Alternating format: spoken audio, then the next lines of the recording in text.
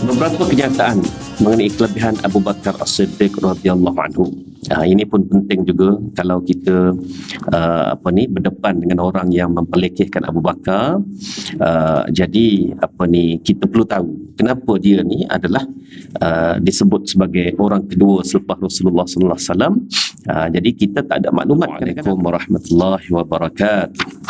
Bismillahirrahmanirrahim. Alhamdulillah nahmaduhu wa nasta'inuhu wa nastaghfiruh wa nusalli wa nusallimu ala sayyidil anbiya'i wal mursalin wa ala alihi wa sahbihi ajma'in. Rabbi shrah li sadri wa yassir li amri wa hlul 'uqdatam min lisani yafqahu qawli wa ba'd. Al-Fatihah.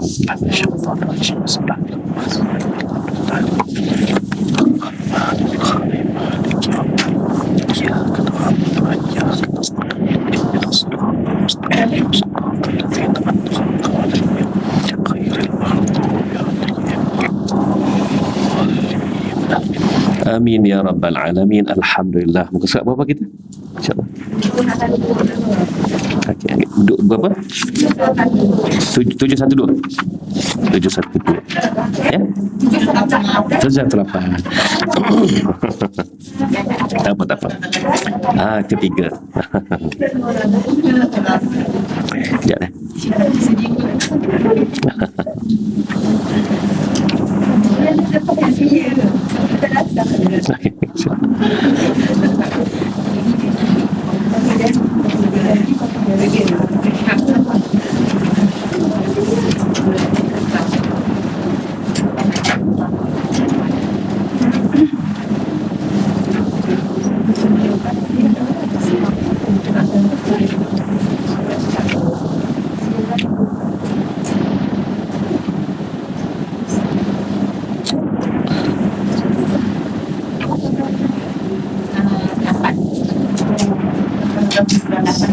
Okey, 718 ya. 718 ketiga. Beberapa kenyataan mengenai kelebihan Abu Bakar As-Siddiq radhiyallahu anhu. Ini pun penting juga kalau kita berdepan dengan orang yang memperlekehkan Abu Bakar. Jadi kita perlu tahu kenapa dia ni adalah disebut sebagai orang kedua selepas Rasulullah sallallahu alaihi wasallam. Jadi kita tak ada maklumat kadang-kadang kan, kita hanya tahu formula saja. Maklumat tak tahu, kaedah pengiraan tak tahu. Ini yang seringkali budak-budak anak-anak kita lah yang panggil budak marah budak sekarang ni. Kita sampai ke dulu pun masih lagi dikenali sebagai budak-budak kan. Persatuan MCKK tu pun masih lagi dikenali sebagai makoba kan. Tapi generasi sekarang jangan tau kan. Dulu kita biasa je dengan old boys ni kan. Tapi dia tak boleh, jangan panggil budak-budak. Anak-anak sekolah ni formula hafal tahu, tengok jawapan dah boleh buat, tapi masalahnya kamu tak tahu jalan buat, tak mahir jalan buat kan. Akhirnya dia tak dapat markah. Ini problem anak-anak sekolah sekarang ni kan. Jadi kita pun sama sebenarnya, penyakit tu menjala sampai kita mendewasa ni. Kita tahu Abu Bakar tu insan terbaik dan sebagainya, tapi bila sekali orang push sudah goyah-goyah kan. Contoh lagi, kita tahu bahawa kitab Bukhari Muslim itu adalah yang kedua selepas Al-Quran. Maknanya rujukan kedua selepas Al-Quran, kitab Bukhari Muslim. Sekali orang push, mana boleh. Sepatutnya kitab Imam Malik Muwatta' itulah yang paling tua dalam kalangan kitab hadis kan, yang tersusun begitu. Tapi kenapa yang jadi Bukhari Muslim diangkat? Kita bergoyah sudah kan. Sebab apa? Sebab kita tak belajar tentang maklumat, kita hanya mengetahui formula sahaja. Jadi maklumat tu penting ya. Seperti mana itulah yang saya beritahu kita, contohnya anak-anak kita formula tahu kan, formula tahu bahawa begini. Jawapan pun dia tengok soalan pun jawapan dah tahu, tapi masalahnya nak sampai ke jawapan itu kamu kena buat jalan-jalan pengiraan. Tanpa jalan pengiraan itu kamu fail kan. Ini yang berlaku. Ni cerita ni saya cerita berdasarkan dialog saya dengan anak-anak saya sendiri ya. Samalah sebenarnya, cikgu pun tegur benda sama. Cikgu kata bukan anak encik ni tak boleh pergi, boleh pergi kan. Soalnya dia tak rajin buat latihan. Itulah kok mana pun. Dan kita ni apa yang ada dalam buku-buku yang kita dah baca ni sepatutnya kita quote, buat nota kecil pula begini. Jadi kalau kita berdebat dengan mereka ini, kita dapat jawab dengan smart sebenarnya kan. Dan tapi itulah dunia sekarang ini, seperti mana kita kata Imam Syafi'i lah. Imam Syafi'i dia kata dia boleh menang jika berdebat dengan ribuan ulama. kan, tapi dia akan kalah jika berdebat dengan seorang jahil. Sebab orang jahil ni dia tak ada sistem apa, dia tahu nak patah hujah je. Tak sempat kita bagi hujah, dia pusing kot tu lah, pusing kan. Last kali kita pun diam. Ini yang banyak kita hadapi, diam sebenarnya. Akhirnya dia, bila dia tengok ustaz pun tak boleh jawab, dia kata. Aku ni tak mengaji, dia SPM pun tak lulus, kata dia kan, tapi aku boleh tu. Menghadapi kebodohan dan kejahilan ini sebenarnya satu penyakit umat sejak dulu, ya.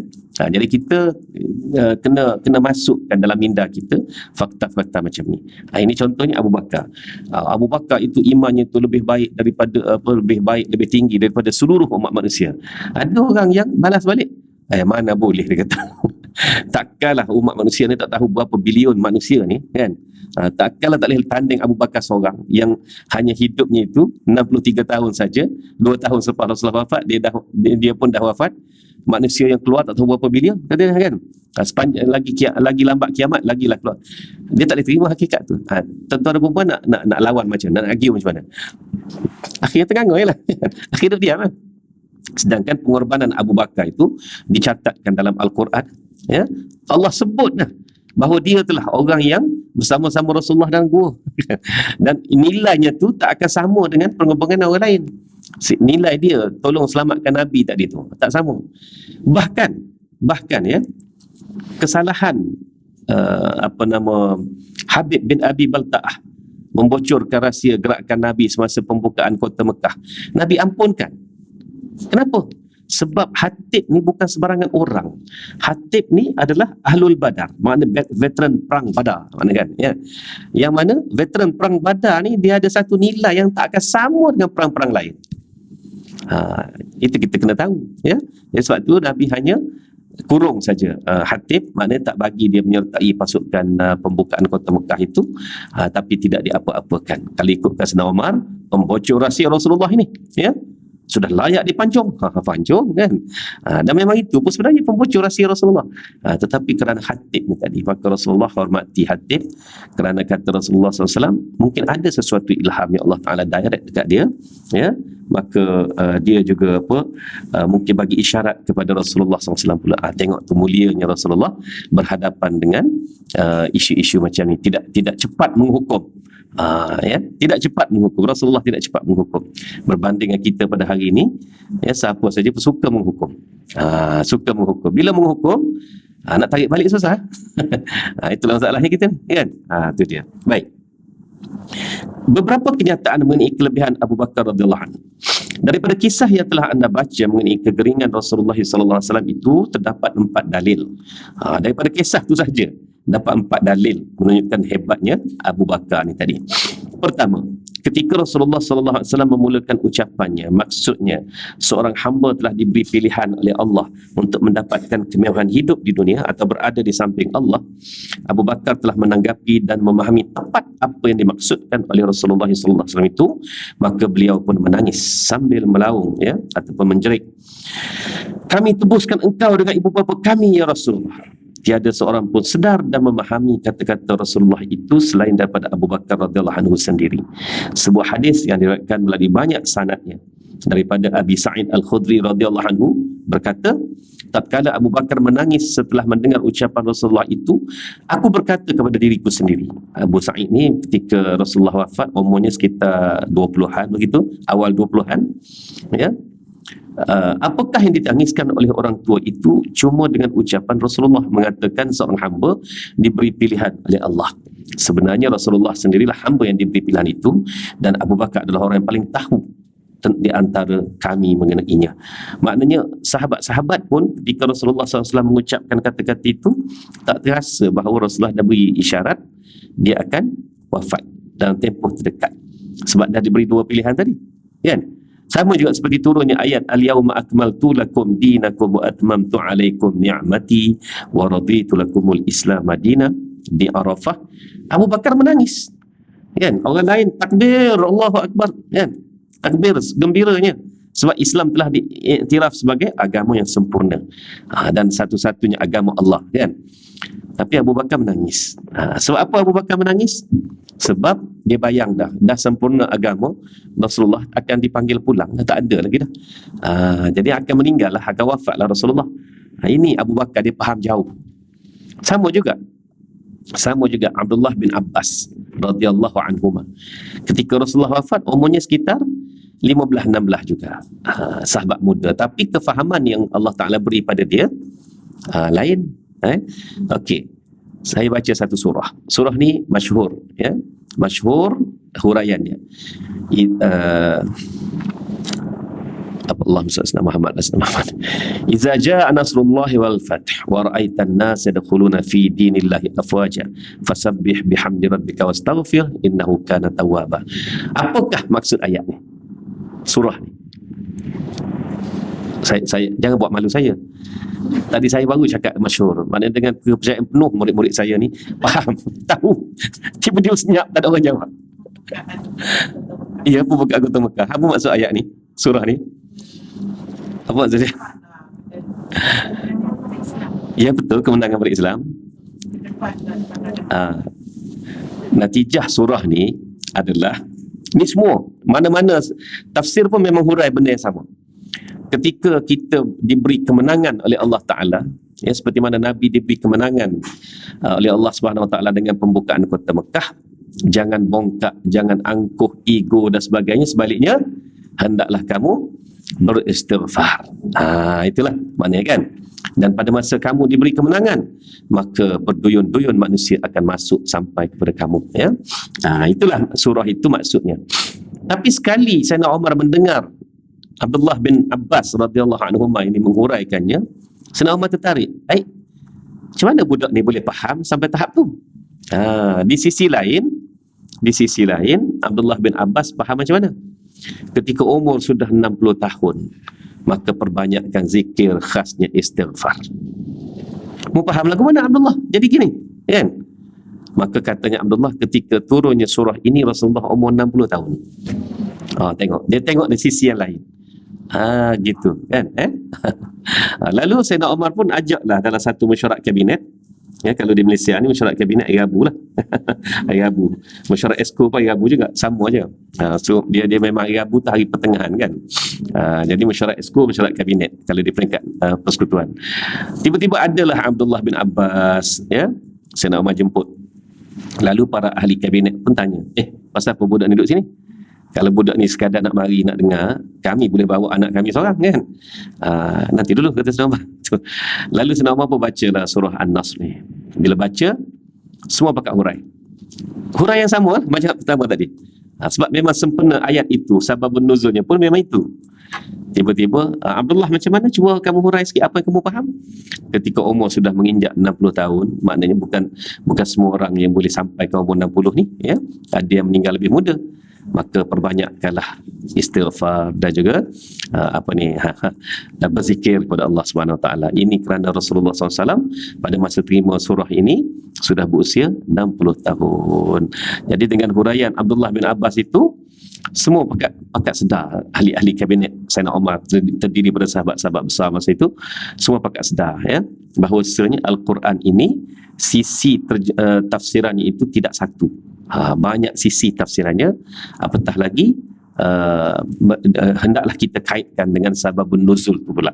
Sababun nuzul itu sendiri pun memberikan gambaran sebenar apa yang Tuhan nak sampaikan kepada hamba-hambanya. Tengok, kan? Jauhnya kat situ. Jadi sebab itulah kita ni jangan pelekeh orang-orang lama ni, ya.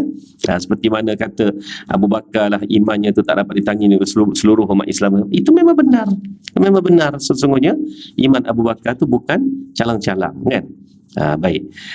Kedua, sabdanya Rasulullah SAW, sesungguhnya manusia yang paling berbudi kepada saya dengan harta bendanya dan pendampingannya adalah Abu Bakar. Dan hadis ini merupakan kata-kata yang kekal abadi, yang tidak pernah dicatatkan perkataan ini seperti itu kepada sesiapa pun selain daripada Abu Bakar, ya.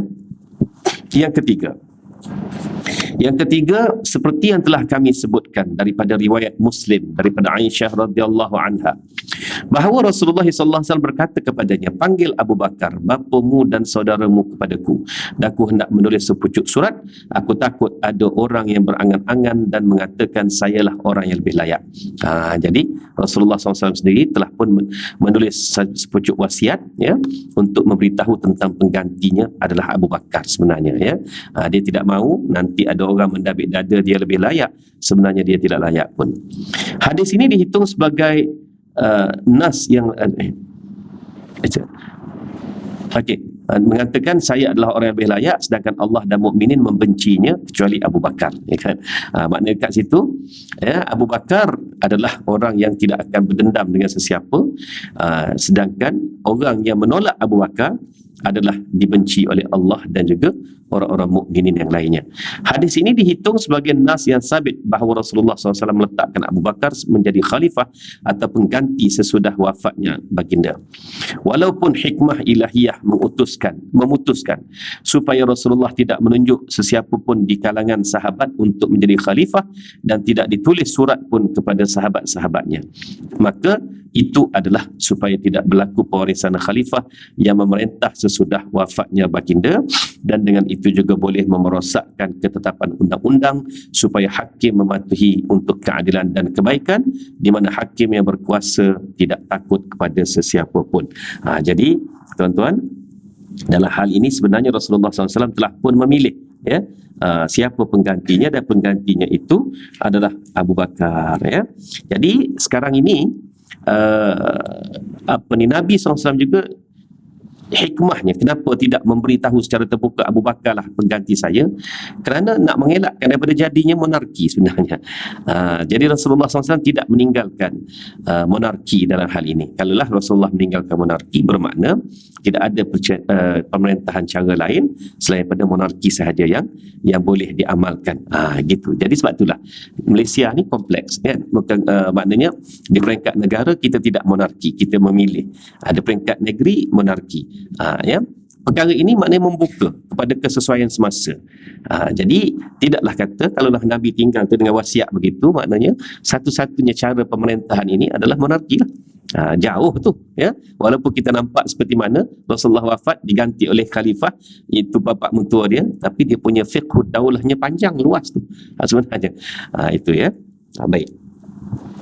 Keempat, pelantikan Abu Bakar radhiyallahu anhu sebagai pengganti baginda mengimamkan sembahyang orang ramai. Akan anda dapati baginda Rasulullah mendesak Abu Bakar melaksanakannya hingga dimarahinya Aisyah yang cuba menghalangnya. Jadi Aisyah cuba halang sebab dia tahu bahawa bapa dia ni seorang yang berhati lembut. Kalau acak-acak kali suruh ganti itu, dia dah dapat isyarat bahawa Rasulullah akan wafat lah. Jadi dia akan bersedih depan orang ramai. Tak cantik benda tu. Jadi dia cubalah argue dengan Rasulullah. Tapi Rasulullah hingga memarahinya, ya. Maknanya marahnya, kena panggil marah di situ, marah Rasulullah bukan tengking. Maknanya marah Rasulullah itu ialah bertegas. Itu maksudnya panggil Abu Bakar juga macam mana pun. Jadi isyarat itu sudah jelas bahawa Rasulullah nakkan Abu Bakar. Walaupun kita akui bahawa keutamaan dan kelebihan Abu Bakar yang sabit dalam hadis-hadis sahih yang memberi penjelasan kepada muslimin di waktu itu untuk melantik Abu Bakar menjadi khalifah menggantikan Rasulullah SAW, namun demikian tidaklah pula merendahkan bakat serta kedudukan para sahabat dan khalifah-khalifah lain daripada beliau, khususnya Ali bin Abi Talib, seperti mana yang anda ketahui dalam bahawa Nabi SAW berkata di masa Ghazwah Khaybar, akan aku berikan bendera ini kepada orang yang dikasihi Allah dan Rasulnya. Jadi setiap Nabi dan Rasul, setiap sahabat itu ada kelebihan masing-masing. Tak adalah sampai nak merendahkan orang lain. Tapi dalam hal ini Rasulullah memilih Abu Bakar. Dalam nak jaga pentadbiran negara keseluruhan ni, Rasulullah pilih Abu Bakar, ya. Manakala dalam kes bendera tu maksudnya apa? Menjadi ketua serangan dalam peperangan Khaybar itu, Rasulullah pilih Ali. Tidak pilih Abu Bakar, kan? Rasulullah pilih Ali, seorang perwira muda yang cukup berwibawa, umur baru sekitar 27 tahun pada masa itu, kan? Jadi Abu Bakar pula dia bukan seorang panglima perang. Takkan dia nak suruh Abu Bakar semua, kan? Jadi sebab itulah perang Khaybar itu Rasulullah beri bendera ini kepada orang yang Allah dan Rasulnya kasihi. Mana Ali? Ali pada masa itu sakit mata, ya. Jadi berehatlah dalam khemah. Tiba-tiba Rasulullah suruh panggil juga dengan matanya yang bengkak tersembul, bagaikan tersembul dari mata, bengkak sungguh tu, boleh bayanglah kan.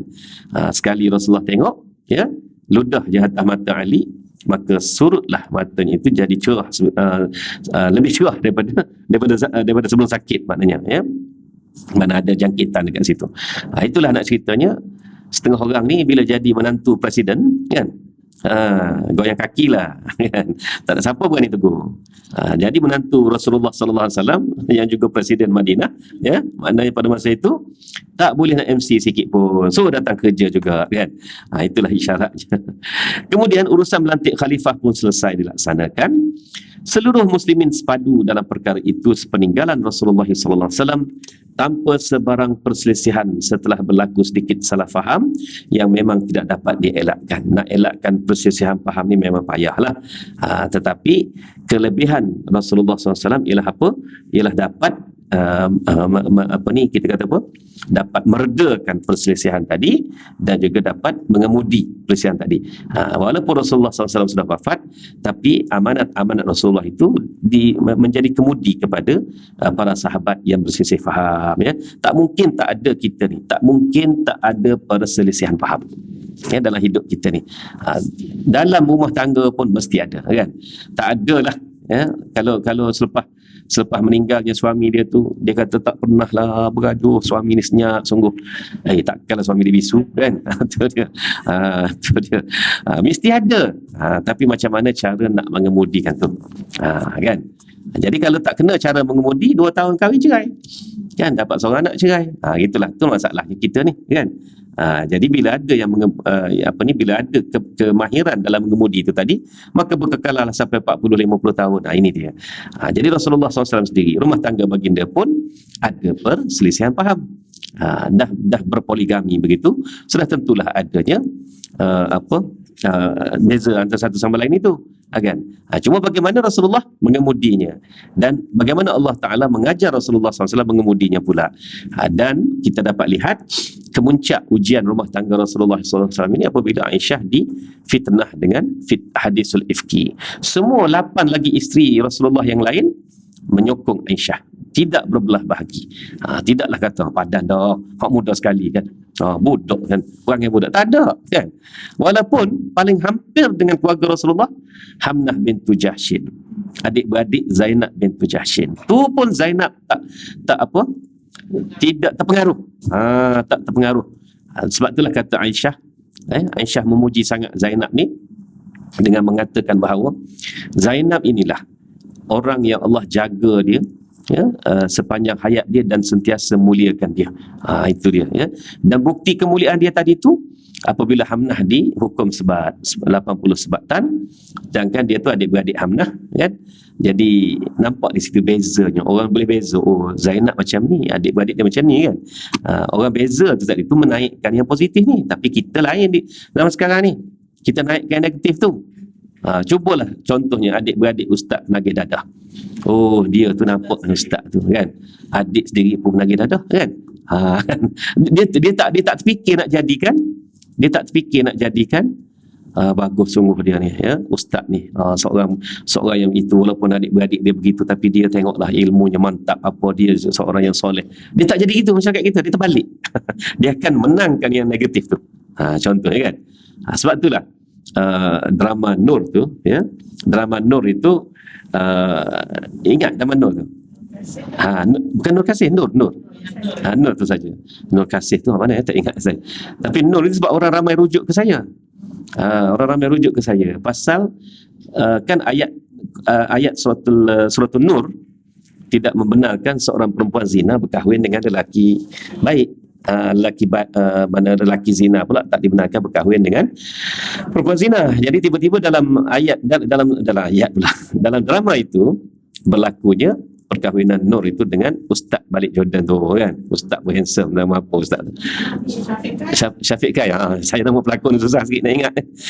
Saya nama pelakon saya ingat Tom Cruise, Tom Hanks tu je.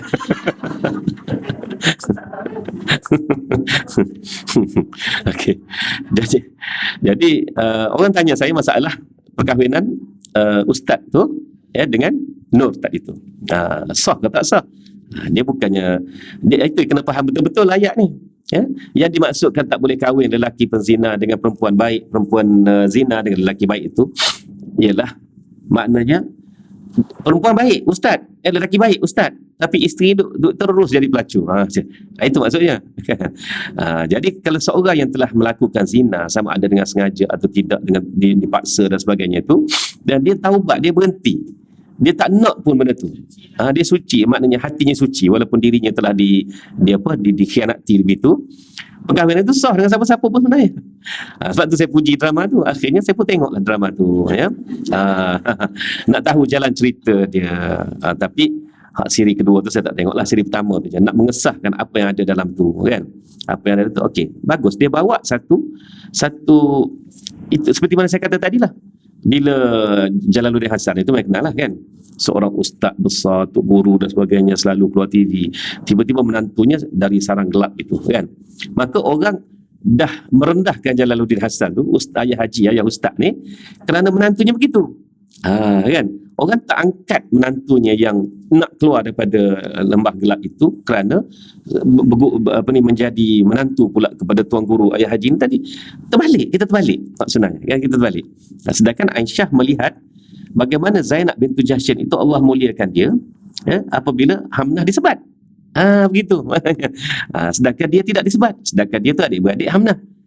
Kan, cuba-cuba tukar sikit cara pandangan dengan pandangan kita selama ini yang memenangkan negatif itu kepada memenangkan positif. Gitu kan. Baik. Okey, alhamdulillah.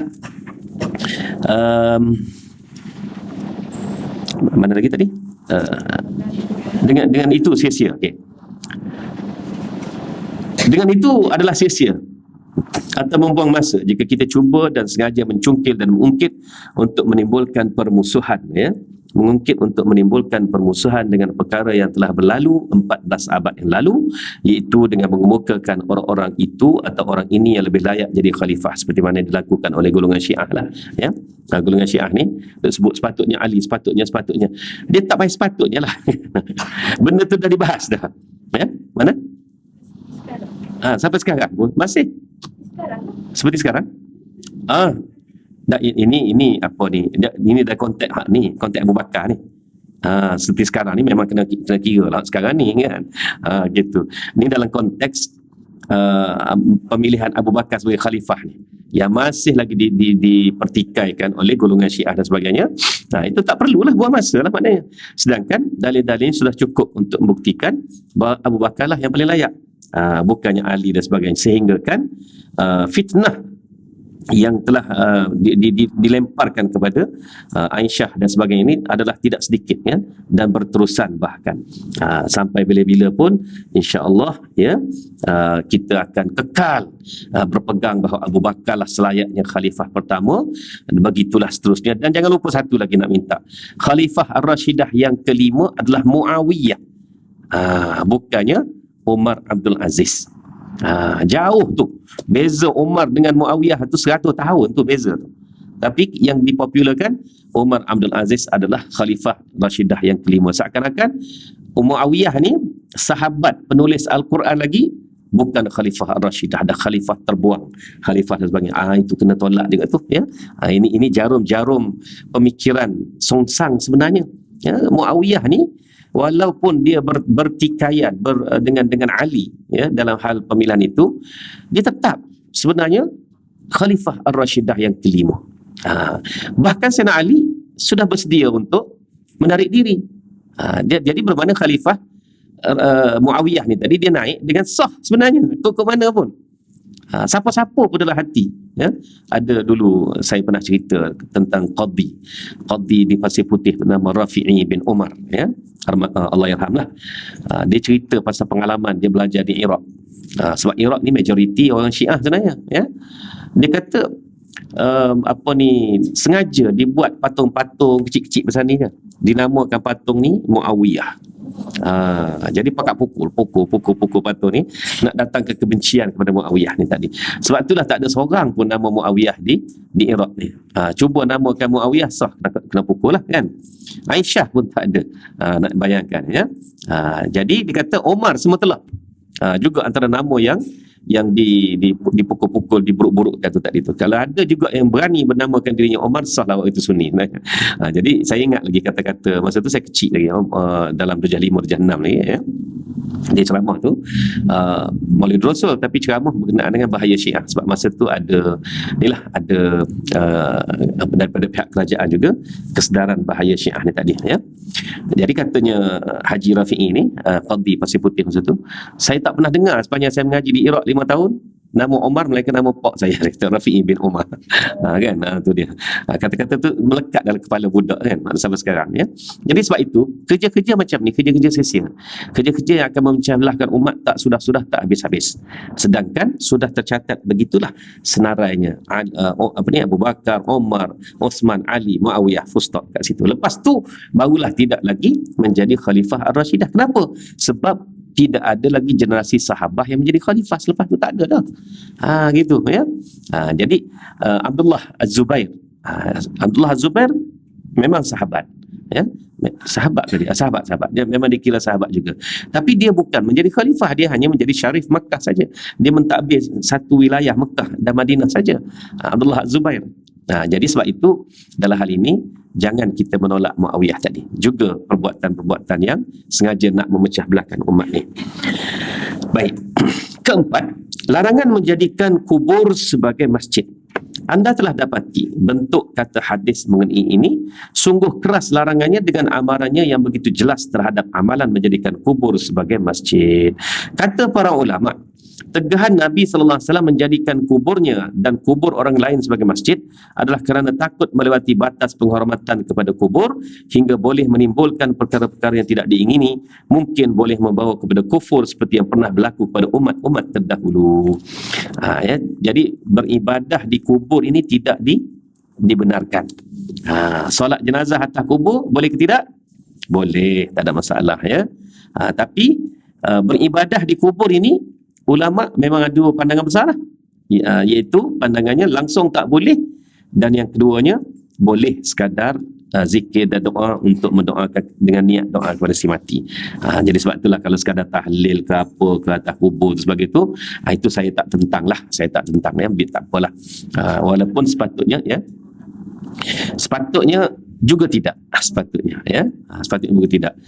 Jadi memanglah niat nak sampaikan bacaan Quran itu kepada si mati ya, sebab yang selayaknya di kubur ini mendoakan si mati, mendoakan gitu. Jadi kalau kita nak baca Quran di mana-mana pun niat sedekah pahala kepada si mati, tak ada masalah. Kenapa sampai sengaja bawa Quran pergi dalam perkuburan barulah nak buka Quran kan? Itu dia. Jadi yang terbaiknya menziarahi kubur ni tidak lama, sekejap-sekejap saja, tapi kerap. Ni tak pergi setahun, ada. Setahun tak pergi, sekali pergi habis 30 juzuk dia baca. Kodong lah kan. Jadi yang sepatutnya hari Jumaat ke hari apa ke sehingga selalu masuk ke kubur, khasnya ialah kubur tok nenek kita contohnya, ya tak? Kubur tok nenek kita, lepas tu baca keluar dan sebagainya, baca doa lah keluar. Berapa lama? 10 minit. Tapi kadang-kadang bila kita ziarah macam tu, dalam bab ziarah kubur ni memang banyak sangat jadi isu dalam masyarakat kita. Saya tak duduk di kubur tu pun saya baca doa pasal berdiri, kedengaran orang lalu di belakang, duduklah apa berdiri puluk. Nak duduk kat mana? Duduk atas rumput atau kubur orang lain tu. Jadi sedang kita berdoa saya berdiri. Lepas tu satu lagi seperti saya kata tadi, pergi sekejap je tapi acap kali kan. Jadi kita pergi dalam tak sampai 10 minit dah keluar. Jadi masa kita masuk tadi dia ada kat pagar kubur kan, dia duduk apa-apalah. Lepas tu kita keluar, dia ada lagi kat pagar. Dia kata sekejap je, dia kata hai. Nak je jawab macam ni kan? Kalau saya ni jenis mulut nakal lah. Yalah, orang baik pun dia ada fikiran nakal juga, tapi dia tak keluarkan. Itu dia baik. Kalau dia ni nakal, Fikiran nakal dia keluarkan, itu memang nakal. Itu dia. Itu dia. Nak je jawab macam mana? Sebab hidup lagi. Macam situ lah. Baru lama sungguh kan. Kalau aku jawab kata jadi gaduh lah kan. Saya sekejap je lah kata. Cukup lah kita doakan kepada tok nenek kita tu, Allah maghfirlahu ke, Allah maghfirlaha ke, contohnya kan. Lepas tu Allah maghfirlahum pula, hum tu semua sekali lah. Jadi dalam 4-5 minit keluar. 2-3 hari pula datang pula. Itu yang terbaik. Daripada ada masalah baru ingat mati. Tu dia kan. Baik. Jadi para ulama menyatakan hukum bahawa solat di perkuburan adalah antara makruh dan haram. Antara makruh dan haram, tak akan jadi sunat maknanya. Ya, maknanya bahayanya benda tu. Ia mengatakan makruh dan diketatkannya adalah kalau bersolat menghadapi kubur, yakni kubur berada di antara yang bersembahyang dengan kiblat. Tu. Dan kalau kita duduk di perkuburan nak sembahyang menghadap ke kiblat, mana boleh tidak menghadap, tidak jadi kubur di tengah antara kita dengan kiblat pula. Tak boleh dah. Sebab kubur kalau kampung-kampung lagilah tak ada tersusun kan. Gitu. Namun demikian sembahyang tetap sah. Kerana perbuatan haram tak semestinya kesemuanya membawa kepada batal solat. Contohnya orang sembahyang dengan kain curi lah kan. Sembahyang sah, tapi tetap haram menggunakan barang curi yang kaedah macam tu. Maka hukum sembahyang di kubur sama seperti hukum sembahyang di atas tanah yang dirampas. Okey. Jadi yang haram tu tak payah duk tanya lah kenapa haram. Memang masuk dia perkuburan, sembahyang di perkuburan haram. Itu bagi pandangan ulama yang satu lagi. Ya. Kata Imam An-Nawawi dan manakala berhajatlah para sahabat dan para tabi'in untuk memperluaskan masjid Rasulullah SAW setelah banyaknya bilangan muslimin dan perluasan itu meliputi rumah-rumah ummahatul mukminin, isteri-isteri Rasulullah SAW, di antaranya hujrah Aisyah radhiyallahu anha, di mana di situ adanya makam Rasulullah SAW dan juga makam dua sahabatnya Abu Bakar dan Umar. Mereka pun membina satu tembok tinggi berbentuk bulat di sekeliling makam itu supaya tidak kelihatan makam itu kepada orang yang berada dalam masjid dan tidak menghadapinya bila bersembahyang. Jadi sebab itulah kubur Masjid Nabawi itu kan temboknya tu sampai hari ni tembok hijau dengan kerawang besinya tu berwarna keemasan kan. Itu dibina sejak zaman siapa? Zaman Umar Abdul Aziz menjadi Gubernur Madinah. Tapi Umar menyesal kemudiannya. Umar Abdul Aziz kata, sepatutnya aku tak terima je. Dia masa tu seorang pegawai maknanya. Gubernur Madinah maknanya pegawai lah. Jadi apabila khalifah kata, okey, beli semua tanah-tanah rumah-rumah Aisyah semua itu jadikan pembesaran masjid. Maknanya pembesaran tu bukan ke arah Babul Salam saja, sekali dengan ke arah Babul dia panggil apa, Babul Baqi' dengan Babul Nisa semua sekali tu, dengan Babul Jibril tu besarkan sekali kawasan tu. Jadi dia belilah, dia beli daripada pewaris-pewaris tu, beli, dan tanah tu jadi tanah wakaf. Lalu tembok yang memisahkan antara kubur Rasulullah SAW dengan masjid dibina. Bumbung sama, tetapi kubah dibuat dua, menandakan bahawa kubah yang satu lagi tu bukan masjid. Jadi perkuburan Rasulullah SAW itu bukan masjid. Di sebalik tembok tu tidak. Jadi maknanya ada orang yang diberi kesempatan macam Erdogan hari tu, diberi kesempatan masuk ke dalam kubur Rasulullah tu ya, untuk ziarah kubur dari dekat. Maknanya bila dia mari semula ke luar pintu ni, Erdogan ke siapa ke, dia kena niat iktikaf balik. Tu nak bagi jelas. Ya, dia kira keluar masjid. Kawasan tu bukan masjid. Kawasan tu ya. Jadi sebab itulah ada satu ketika dulu tu seorang hamba Allah ni, mata dia pakai celak, itulah orang Saudi lah, suara garau gitu. Dia bagi kitab buku dia, risalah dia dalam 10-20 muka surat gitulah, dia bagi risalah. Bagi suruh duduk, semua pakat duduklah situ kan. Adalah pak cik Malaysia pakai songkok gitu Malaysia ke Indonesia gitulah, melanguk duduk dengar sekali ya. Dengan Afrika pun ada dekat duduk dengar lah, 10-20 orang juga. Dia kutuk mati-matian ya. Ni dia kata ni perbuatan laknat ni menjadikan kubur Rasulullah dalam masjid lah apa. Saya pun duduk dengar, saya duduk tengok Rasulullah tu. Faham tak ni orang ni? Semua pakat duduk gitu. Faham tak ni orang ni kata? Geram je saya nak jawab. dah sekarang ni dia kutuk Khalifah Marwan ke Khalifah Sulaiman, dalam Bani Umayyah tu lah, yang mula membumbungkan Masjid Nabawi itu sama Khalifah Marwan. Khalifah Marwan lah yang menyatukan bumbung Masjid Nabawi dengan kubur Rasulullah SAW. Jadi bagi hamba Allah ni, dia tulis buku sendiri. Jadi bagi dia laknat lah, maknanya dengan menyatukan bumbung tadi, menjadikan kubur Rasulullah itu sebagai masjid juga. Dia urai benda tu lah. Saya nak je jawabnya kan, tapi jadi gaduh lah. Nak je jawab, dah sekarang ni kamu sedar dah Khalifah Marwan tu laknat, so sekarang ni kenapa raja-raja kamu yang tak laknat tu runtuhkan baliklah bumbung tu kan, kamulah cadangkan, tak payah duduk berceramah kat sini kan. Geram yang nak jawab tapi last sekali kata, pada gaduh aku lari, kata. Saya pun bangun tinggal lah. Dia lepas tu habis satu grup, dia minta satu grup lagi duduklah dia kat situ. Agaknya bagi dia telah memperjuangkan sunnah lah tu kan. Tapi betul ke cara tu? Tak betul, kecoh, suara tinggi tu kan. Dia duduk betul-betul sebelah Babus Salam tu.